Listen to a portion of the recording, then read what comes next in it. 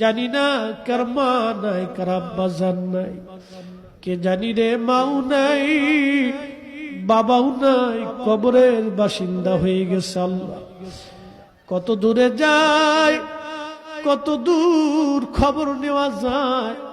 বাঁশ বাগানের নিচে, আম বাগানে, গোরস্থানে 3.5 হাত জমিনে মা ঘুমাইলো।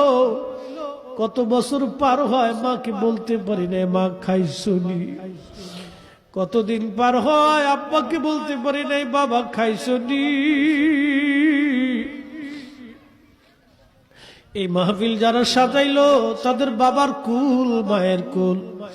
মাহফিলে যারা টাকা পয়সা, শারীরিক শ্রম আর মেহনত দিয়ে সুন্দর বাগানে যারা সাহায্য করলো, তোমার হাবিবের ঈদে মিলাদুন নবীর মাহফিল, আল্লাহ মেহেরবানি করে তোমার হাবিবের ইজ্জতের খাতিরে সবার আপনজনদের কবরগুলি জান্নাতের বাগান বানায়।